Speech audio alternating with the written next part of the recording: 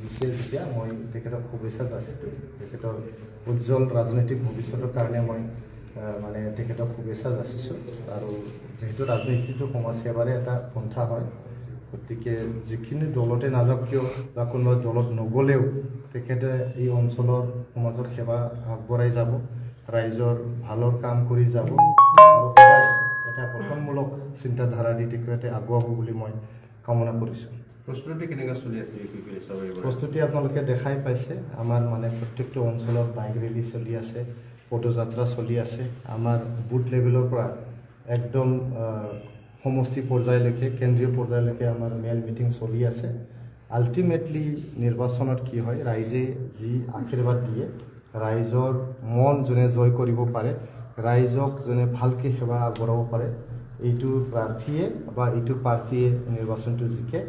এনেও আপোনালোকে জানে এইবাৰ ৰাইজে সিদ্ধান্ত লৈছে যে পাৱাৰটো বেলেঞ্চ কৰিব লাগে। মই আগতেও কৈছোঁ যে BTCটো যিহেতু BPFক দিছে, এছেম্বলি MLAখিনি BPPLক দিব লাগে যাতে ৰাইজৰ সন্মুখত এটা অপশ্যন থাকে যে MCLA কাম নকৰিলে MLAৰ তাতে যাব, MLA কাম নকৰিলে MCLAৰ তাতে যাব, BPFে কাম নকৰিলে EPPLৰ তাতে আহিব, EPPLে কাম নকৰিলে BPFৰ তাতে যাব। গতিকে এটা পাৰ্টিক মানে দুইটা কাউন্সিল আৰু এছেম্বলিত জিকাব নালাগে, এইটো ৰাইজে সিদ্ধান্ত লৈছে।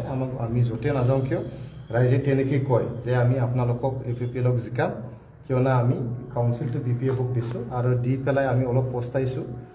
এই যিখিনি 6 মাহমান চৰকাৰ চলালে এইটোতে আগৰ দিনবোৰ আকৌ ঘূৰি আহিছে। ৰিলিফ কেম্প ইয়াতে বন্ধ হৈ গৈছিল, ইয়াতে মানুহ মৰা বন্ধ হৈ গৈছিল, গোষ্ঠীগত সংঘৰ্ষ ইয়াতে বন্ধ হৈ গৈছিল, গৰু চৰ ছাগলী চৰ এইবিলাক নোহোৱা হৈ গৈছিল, ইয়াতে যোৱা মেলা এইবিলাক চব বন্ধ হৈ গৈছিল। কিন্তু আকৌ BPFৰ চৰকাৰ অহাৰ পিছত এতিয়া গোষ্ঠীগত সংঘৰ্ষ, ৰিলিফ কেম্প, মানুহ মাৰা, বম ফুটা, যোৱা মেলা, গৰু চৰ ছাগলী চৰ চব আকৌ মানে আমাৰ বড়োলেণ্ড অঞ্চলত উভতি আহিছে। গতিকে মানুহে ভয় খাইছে, শংকিত হৈছে। এইবাৰ UPPLক MLAখিনি জিকাই পেলাই অসম চৰকাৰ গঠন কৰাৰ সহায় কৰি দি বড়োলেণ্ড অঞ্চলত আকৌ মানে স্থায়ী শান্তি, ইয়াতে মানে শিক্ষা দীক্ষাৰ ক্ষেত্ৰত আগবাঢ়া, অন্তঃগাঁথনিৰ দিশত আগবাঢ়া আৰু জাতি জনগোষ্ঠীৰ মাজত যি মিলনৰ এটা প্ৰচেষ্টা, এইটো আকৌ ঘূৰাই আনিবলৈ ৰাইজে প্ৰচেষ্টা হাতত ল'ব বুলি আৰু UPPLক ভোট দিব বুলি আমাক কৈছে।